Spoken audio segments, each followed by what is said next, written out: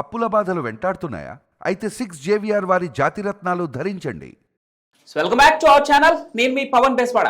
మనతో పాటు senior journalist కటా Karthik గారు ఉన్నారు. ఆయనతో మాట్లాడదాం. అన్న నమస్తే. నమస్తే పవన్. బీజేపీలో బీఆర్ఎస్ విలీనం, ఇది ఆ పార్టీ ఎమ్మెల్సీ కల్వకుంట్ల కవిత చెప్తున్నటువంటి మాట. మరో పక్క కేసీఆర్కి నోటీసులు వస్తే హడావుడి చేయనటువంటి కొంతమంది మరొక నేతకు నోటీసులు వస్తే ఎందుకు ఈ హడావుడి అని చెప్పేసి ఆమె అంటం జరిగింది. మరొక పక్క ఆమె తీహార్ జైల్లో ఉన్నప్పుడే పార్టీకి ఆమె ఎమ్మెల్సీ పదవి కూడా రాజీనామా చేస్తానంటే కేసీఆరే వద్దని వారించారట. ఎందుకు రాజీనామా దాకా ఎందుకు వెళ్లాల్సి వచ్చింది కవిత? ఇప్పుడు కొత్త పార్టీ పెట్టబోతోంది కవిత అంటూ కొన్ని ఊహాగానాల నేపథ్యంలో కవిత ఈరోజు మీడియా ముందు మాట్లాడిన వ్యాఖ్యలను ఎలా చూడాలి? బీఆర్ఎస్ ఎమ్మెల్సీ కేసీఆర్ కూతురు కవిత ఈ మధ్య కాలంలో పెద్దగా వార్తల్లో ఉంటున్నారు. గతంలో బీఆర్ఎస్ అధికారంలో ఉన్నప్పుడు కంటే కూడా బీఆర్ఎస్ అధికారం నుంచి పోయిన తర్వాత వార్తలు ఎక్కువ ఉంటా ఉన్నారు. ఢిల్లీ లిక్కర్ స్కామ్ లో అరెస్టు నుంచి మొదలు పెడితే ఇవాళ సంచలనాలు కీరాప్ అడ్రస్ గా వ్యాఖ్యానాల వరకు ఆమె వార్తల్లో ఎప్పుడు నలుగుతూనే ఉన్నారు. ఇప్పుడు ఆమె డైరెక్ట్ గా కేటీఆర్ టార్గెట్ చేస్తూ విమర్శలు చేస్తా ఉన్నారు. కేటీఆర్ పేరు పెట్టకుండా పార్టీ వర్కింగ్ ప్రెసిడెంట్ అంటే నథింగ్ బట్ కేటీఆరే కదా. కేసీఆర్ గొప్పోడే, కానీ కేటీఆర్ ఏం చేస్తున్నారు అంటే మాట్లాడే ప్రయత్నం చేస్తున్నారు. నిజానికి సరే, రెండు విషయాలుగా చర్చిద్దాం. ఒకటి కవిత ఆరోపణలకు ఉన్న కారణాలు, రెండు కవిత ఆరోపణలో ఉన్న వాస్తవాలు. కవిత ఆరోపణలో ఉన్న వాస్తవాల్లో ముందే వెళ్తే అన్న మొదటిగా చేస్తున్న ఆరోపణ ఏంది? బీఆర్ఎస్ బీజేపీలోకి విలీనం కాబోతుంది. దీన్ని నేను క్వశ్చన్ చేస్తున్నాను కాబట్టి నా మీద పగబట్టారు. ఇది ఆమె లేవనెత్తుతున్నటువంటి తొలి పాయింట్. మొన్న లెటర్లో అదే లేవనెత్తారు, ఇవాళ ఆమె మీడియాతో కూడా అదే లేవనెత్తారు. ఆమె లేవనెత్తిన పాయింట్ కి వాస్తవం ఏంటి, నాకున్న సమాచారం ఏంటి అంటే, నిజానికి 2019 పార్లమెంటు సార్వత్రిక ఎన్నికల కంటే ముందు బీజేపీతో పొత్తు పెట్టుకుందామని కేసీఆర్ ముందు ప్రపోజల్ పెట్టిందే కవిత గారు. కేసీఆర్ గారి ముందు ప్రపోజల్ పెట్టిందే కవిత గారు. ఎందుకు? బీజేపీతో పొత్తు పెట్టుకుంటే మళ్ళా బీజేపీ గవర్నమెంట్ కనుక కేంద్రంలో అధికారంలోకి వస్తే కేంద్ర మంత్రి కావచ్చని కవిత ఆలోచించారు. ఆ విషయాన్ని కేసీఆర్కి చెప్పారు. మీరు కేటీఆర్కి వర్కింగ్ ప్రెసిడెంట్ ఇచ్చారు కాబట్టి నన్ను కేంద్ర మంత్రి చేయండి. నేను నిజామాబాద్ ఎంపీగా నేను మళ్ళీ సెకండ్ టైం పోటీ చేస్తున్నాను కాబట్టి ఇవాళ నేను ఎంపీగా గెలిస్తే కేంద్రంలో బీజేపీ అధికారంలోకి వస్తే బీజేపీతో పొత్తులో మనం ఉంటే కేంద్ర మంత్రి పదవి మనం తీసుకుంటే ఆ కేంద్ర మంత్రిగా నేను ఉంటాను అని ఆమె చెప్పారు. కేసీఆర్ దానికి చెప్పిన సమాధానం ఏంటంటే, బీజేపీతో మనం పొత్తు పెట్టుకుంటే మనం బ్యాడ్ అవుతాం, రెండోది ఎక్కువ ఎంపీలు అడుగుతుంది బీజేపీ, కాబట్టి మనం సారు కారు 16 అనే ఒక నినాదంతో పోదాం అనుకుంటున్నాం. ఇక్కడ ఎక్కువ ఎంపీ సీట్లు మనం గెలుస్తాం, 14 ఎంపీ సీట్లు మనం గెలుస్తాం. రేపు అక్కడ బీజేపీ సొంతంగా అధికారంలోకి వచ్చే పరిస్థితి లేదు. మనకున్న సర్వేల ప్రకారం ఖచ్చితంగా ఎన్డీఏలో ఉన్నటువంటి భాగస్వామి పక్షాలు బీజేపీ అధికారానికి సరిపోవు, ఎన్డీఏ అధికారానికి సరిపోవు. ఖచ్చితంగా కొత్త మిత్రుల కోసం, కొత్త ప్రాంతీయ పార్టీల కోసం బీజేపీ చూసిద్ది. అప్పుడు మన కాడికి వచ్చిద్ది, మన చేతిలో ఎక్కువ ఎంపీలు ఉంటాయి కాబట్టి అప్పుడు మనం కేంద్ర మంత్రులు అడగొచ్చు. ఖచ్చితంగా ఎలక్షన్ తర్వాత పొత్తు పెట్టుకుందాం, ముందు పొత్తు పెట్టుకుంటే వాళ్ళకి ఎంపీ సీట్ ఇవ్వాలి కదా పొత్తులో భాగంగా. సో మనం అలా ఇవ్వద్దు, మనం ఎక్కువ ఎంపీ సీట్ మనం ఇక్కడ గెలుస్తున్నాం, మన అధికారం కూడా ఎలా వచ్చిందో చూసావు కదా నువ్వు. సో మనకి ఇక్కడ బ్రహ్మాండమైన మెజార్టీ ఉంది, ఎక్కువ ఎంపీ సీట్ సాధించుకొని తర్వాత పొత్తులో పెట్టుకుందామని కేసీఆర్ ఆమెకు చెప్పారు. సరే, అలా చర్చ జరిగింది. కానీ అనుకున్నది ఒకటి అయింది ఒకటి అన్నట్టు 2019 ఎన్నికల్లో మోడీ గారికి బీఆర్ఎస్ అవసరం రాలే. అసలు బీజేపీ ఎన్డీఏ మిత్రుల అవసరం కూడా లేనంతగా సొంతంగా మెజార్టీని సంపాదించుకుంది. నిజానికి ఎన్డీఏ కూటమిగా ఉంది కాబట్టి వాళ్ళని కూడా కలుపుకున్నారు, కానీ వాళ్ళ అవసరం ఉన్నా లేకపోయినా గవర్నమెంట్ ఫామ్ చేయగలిగేంత మెజార్టీని 2019 ఎన్నికలు సాధించగలిగింది, అన్ని సీట్లు సాధించగలిగింది. కాబట్టి బీఆర్ఎస్ ఇక వాళ్ళు అడిగింది లేదు, వీళ్ళు పోయింది లేదు, వీళ్ళు అడిగినా కానీ మేము మీతో పొత్తులో ఉంటామని వాళ్ళు యాక్సెప్ట్ చేసే పరిస్థితి కూడా లేదు. అలా అయిపోయింది కథ. తర్వాత అసలు ఇంకో విచిత్రం ఏంటంటే, ఆ ఎన్నికల్లో కవిత కూడా ఓడిపోయింది. నిజామాబాద్ ఎంపీగా 2019 ఎన్నికలు ఆమె ఎంపీగా ఓడిపోయింది. సో ఆమె ఓడిపోయింది, బీజేపీకి అవసరం పొత్తు లేకుండా పోయింది. సరే, అదే అక్కడ అయిపోయిన తర్వాత ఎమ్మెల్సీ తీసుకున్నారు. ఎమ్మెల్సీ తీసుకున్నప్పుడు రాష్ట్రంలో మంత్రివర్గంలోకి ఆమె అడిగితే మంత్రివర్గంలో ఇస్తే ఆల్రెడీ హరీష్ రావు మంత్రివర్గంలో ఉన్నాడు, కేటీఆర్ మంత్రివర్గంలో ఉన్నాడు, నీకు కూడా ఇస్తే మన కుటుంబం మొత్తం నేనే ముఖ్యమంత్రిగా ఉన్నాను కాబట్టి మొత్తం మన కుటుంబం అంతా మంత్రివర్గంలో ఉన్నట్టు ఉంటుంది, నువ్వు కొంత ఆగు అని చెప్పేసి కవితకి చెప్పారు. ఏదో రాజ్యసభ తర్వాత ఇష్టం ఏదో చెప్పారు. కానీ మొన్న ఎన్నికల్లో అనుకోకుండా అధికారమే పోయింది, రాష్ట్రంలో అధికారంలో పోయింది.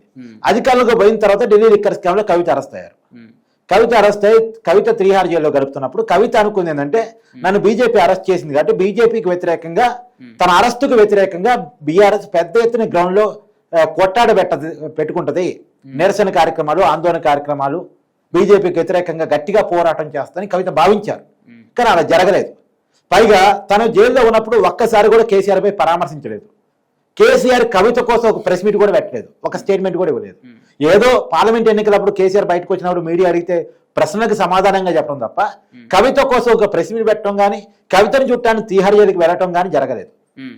పైగా కవిత అరెస్ట్ అయినప్పుడు వచ్చిన పార్లమెంట్ ఎన్నికల్లో బీఆర్ఎస్ బీజేపీ కోఆపరేట్ చేసిందని కవిత అనుమానం. ఇప్పుడు నన్ను అరెస్ట్ చేసింది బీజేపీ, నన్ను అరెస్ట్ చేసింది సెంట్రల్ గవర్నమెంట్, వాళ్ళకు మీరెందుకు కోఆపరేట్ చేస్తారు అనేది కవిత యొక్క కోపం. ఆ టైంలో కూడా కవిత కేసీఆర్కి లెటర్ రాసినట్టు నాకున్న సమాచారం.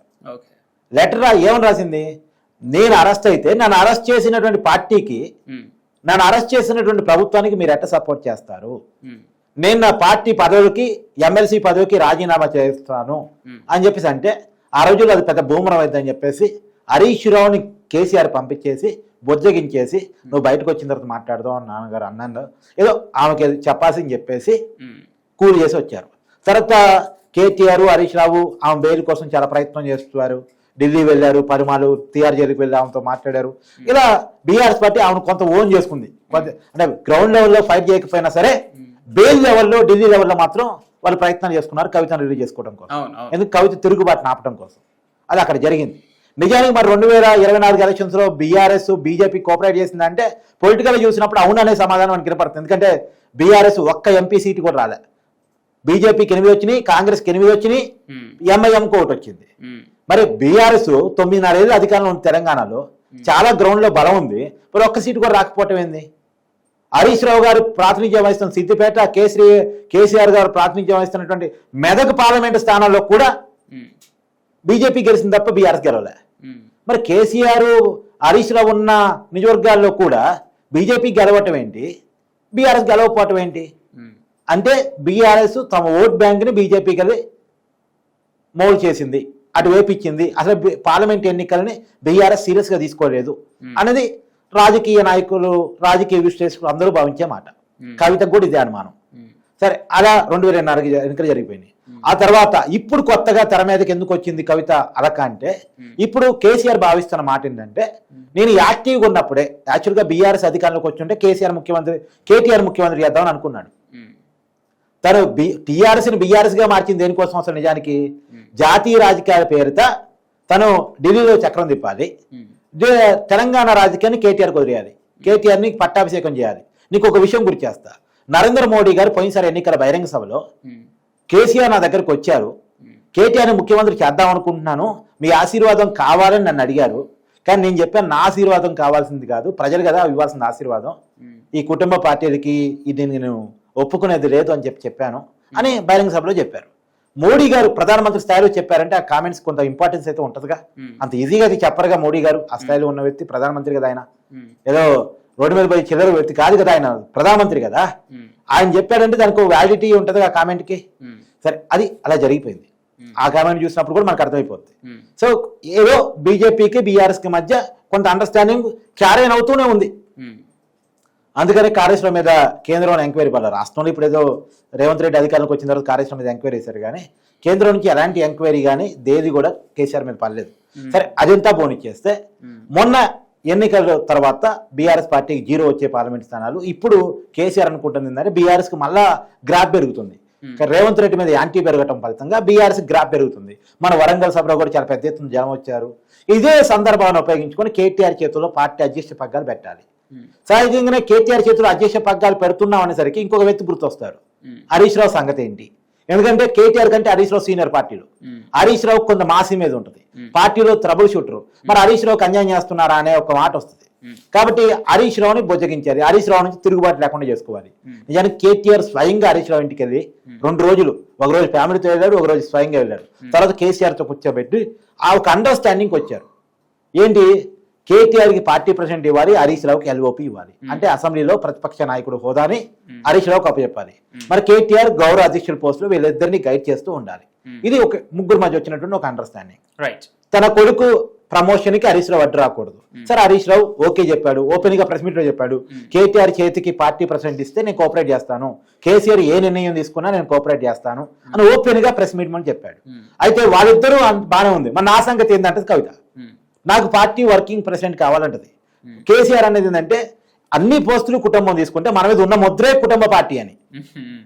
ఇప్పుడు అది కాదు, నువ్వు ఓపిక పట్టండి. ఏ ఓపిక పట్టాలి? నన్ను కేంద్ర మంత్రి చేస్తా అన్నారు, చేయలేదు. కేవలం ఎమ్మెల్సీకి మిగిలిపోయా. నేను అరెస్ట్ అయితే నన్ను పట్టించుకున్నది లేదు, నన్ను వదిలేశారు. ఇప్పుడు పార్టీ వర్కింగ్ ప్రెసిడెంట్ అంటే వాళ్ళిద్దరికేం కుటుంబం అడ్డు రాలేదు, నా వరకు వచ్చారు కుటుంబం అడ్డు వచ్చిందని కవిత అంటది. ఇంకేదో ఆస్తుల పంచాయతీ కదా ఉన్నట్టుంది. సరే, మొత్తంగా నాకేంటి పొజిషన్ అన్న కాడ కవితకు హామీ ఇవ్వలేకపోతున్నారు. రెండోది, కవిత ఒకవేళ బెదిరించి బామాలి బయటకు పోయినా సరే కవిత ప్రభావం తక్కువ. ఇప్పుడు కేటీఆర్ హరీష్ రావుకు ఉన్నటువంటి ఇమేజ్ కవితకి లేదు అనేటువంటిది వాళ్ళ అభిప్రాయం. ఢిల్లీ లిక్కర్ స్కామ్ తర్వాత నిజామాబాద్ ఎంపీగా కవిత ఓడిపోయిన తర్వాత కవిత గ్రాఫ్ చాలా తగ్గింది అనేటువంటిది వాళ్ళ అభిప్రాయం. మన డిమాండ్ ఓకే అయితే ఓకే, లేదు కొత్త డిమాండ్ కవిత తీసుకొస్తే మాత్రం ఒప్పుకోవద్దు అని చెప్పేసి వాళ్ళు అనుకున్నట్టు తెలుస్తా ఉంది. ఇదంతా గమనించిన తర్వాతే మొన్న లెటర్ కూడా అది లెటర్ కాదు, నిజానికి లెటర్ అని మీరు అంతా అనుకుంటున్నారు. అది ఏంటని, కేసీఆర్కి లెటర్ రాస్తున్నా అనే పేరుతోటి తెలంగాణ సమాజానికి తన అభిప్రాయం చెప్పాలనుకుంది. డైరెక్ట్ గా ప్రజలకు రాయకుండా కేసీఆర్కి లెటర్ రాసి తను లీక్ చేసింది. ఇప్పుడు లెటర్ రాసింది కవితబ్బా, లెటర్ అందుకుని కేసీఆర్. ఈ మూడో వ్యక్తికి బయటకి ఎట్టొచ్చింది కవిత లెటరు? ఇస్తే కవిత ఇవ్వాలి, లేదు కేసీఆర్ ఇవ్వాలి. ఇప్పుడు ఆ లెటర్ బయటకి ఎవరి చేతికి వచ్చింది? సామా రామ్మోహన్ రెడ్డి చేతికి వచ్చింది. అంటే కాంగ్రెస్ మీడియా సెల్ చేతికి వచ్చింది. కాంగ్రెస్ మీడియా సెల్ చేతికి కేసీఆర్ వచ్చి ఇవ్వడుగా. ఇప్పుడు ఎవరు ఇవ్వాలి? ఇస్తే కవిత ఇవ్వాలి. రెండోది, దీన్ని బ్రేకింగ్ చేస్తుంది ఎవరు? బీఆర్ అనే కాంగ్రెస్ పార్టీకి సంబంధించిన అంటే రేవంత్ రెడ్డి గారు బంధువులు నడిపేటువంటి ఛానల్. రేవంత్ రెడ్డి బంధువులు నడిపే ఛానల్కి ఆ లెటర్ పోయింది, కేసీఆర్ అయితే ఇవ్వడుగా, కవిత ఇవ్వాలి. రెండోది, కవిత అమెరికాలో ఫ్లైట్ ఎక్కే టైంకి లెటర్ లీక్ అయింది. అంటే కొద్దిసేపు కవిత స్పందించడానికి అవకాశం ఉంటుంది, ఖండించడానికి కూడా వీలు ఉండదు. అలాంటి టైంలో లెటర్ లీక్ అయింది. అంటే చూడు ఎంత ప్లాంట్ గా జరిగిందో. అంటే కవిత కేసీఆర్కి లెటర్ రాయదా, కేసీఆర్కి లెటర్ రాస్తున్నా అనే పేరుతోటి ప్రజలందరికీ ఏదో చెప్పాలనుకుంది, చెప్పేసింది. కేసీఆర్ బీసీ వాదం గురించి మాట్లాడలేదు, కేసీఆర్ దళితుల విషయం గురించి మాట్లాడలేదు, బీసీ రిజర్వేషన్ మాట్లాడలేదు, ఎస్సీ వర్గీకరణ మాట్లాడలేదు, ఉర్దూలో అంటే మైనార్టీలు ఉర్దూలో మాట్లాడలేదు, తెలంగాణ ఉద్యమకారులను గుర్తించలేదు, తెలంగాణ ఉద్యమాన్ని గుర్తించట్లేదు, తర్వాత బీఆర్ఎస్ క్యాడర్ని ఆయన మర్చిపోయారు. అంటే ఈ విషయాలన్నీ కూడా లేవనెత్తే దేనికోసం? బీఆర్ఎస్ పార్టీ ఒకప్పుడులా లేదు, కేసీఆర్ ఒకప్పుడులా లేరు. మళ్ళీ కేసీఆర్ డిజైన్ చేసుకుంటే ఏమో మైనస్ అవుతుంది. వీళ్ళందరికీ రాజకీయ గురువు కేసీఆర్, ఆ పేరు చెప్పుకునే బతకాలి. అందుకని కేసీఆర్ని ఏమీ అనకుండా కేసీఆర్ దేవుడే, కానీ కేసీఆర్ చుట్టూ దెయ్యాలు ఉన్నాయి. అంటే మీరు చెప్పేది ఒక జోక్ గుర్తొస్తుంది, దొంగ దొంగ అని అరిచినట్టు. ఇప్పుడు ఆమె రాసిన లేఖన ఆమె లీక్ చేసింది అంటారు మీరు? ఆమె లెటర్ రాసింది, లెటర్ కాదు ప్రజలకు ఏదో సంకేతాలు పంపదలుచుకుంది. లెటర్ ఆమె లీక్ చేసింది. మళ్ళా నా లెటర్ ఎవరు లీక్ చేశారని ఆమె గొడవ చేస్తుంది. తర్వాత ఇంకొక విషయం కూడా, ఆమె బీజేపీతో పొత్తు ప్రపోజల్ పెట్టింది, బీజేపీలో పార్టీతో పొత్తు ఏంది విలీనం ఆమె గొడవ చేస్తుంది. అంటే అరెస్ట్ అయిన తర్వాత లేదు, వాట్ ఎవర్. ఇప్పుడు బీజేపీ అనే పేరు తీసుకొచ్చింది, ప్రపోజల్ పెట్టిందే బస్తు తాను, అన్ని తనకు తెలిసే జరిగాయి. సరే, ఇప్పుడు నువ్వు అన్నది ఒక పాయింట్ ఏంటంటే అరెస్ట్ అయిన తర్వాత బీజేపీతో ఎందుకు చెప్పు అనేటువంటిది అవనేటువంటి పాయింట్. ఏది ఏమైనా ఒకటి మాత్రం చాలా క్లియర్, ఆమె పుట్టు బీజేపీ వ్యతిరేక కాదుగా. పుట్టు బీజేపీ వ్యతిరేక అయి ఉంటే ఆ బీజేపీతో మనకెందుకు అండర్స్టాండింగ్ అని అనొచ్చు, రైట్? అలా కాదు కదా. సో ఏది ఏమైనా ఇక్కడ ఒక పొలిటికల్ డ్రామా జరుగుతుంది. కవిత సొంత రాజకీయ వేదికను ఏర్పాటు చేసుకోవడానికి ఆ ముందు ఉన్న ఒక 2 ఆప్షన్స్ పెట్టుకుంది. తన డిమాండ్ ఓకే అయితే బీఆర్ఎస్ లో ఉండాలి, తన డిమాండ్ ఓకే కాకపోతే బీఆర్ఎస్ ఓడించాలి, కేటీఆర్కి అవకాశం రాకుండా చేయాలి. ఎందుకంటే తనకు అవకాశం రాకుండా చేస్తుంది కేటీఆర్. కేటీఆర్ అంటే ఆమె కేటీఆర్ మీద చాలా కోపంగా ఉంది. నాకు ఇవాళ వర్కింగ్ ప్రెసిడెంట్ రాకుండా నాన్న దగ్గర అడ్డుపోలు వేసింది కేటీఆర్, కాబట్టి నేను కేటీఆర్ ముఖ్యమంత్రి కానేను, నన్ను వర్కింగ్ ప్రెసిడెంట్ కానేది కాబట్టి నేను కేటీఆర్ ముఖ్యమంత్రి కానేను. ఇప్పుడు మామూలుగా జగన్ కి షర్మిల యాక్ట్ ఉందో, కవిత కేటీఆర్ కి అలా ఉంది. రైట్.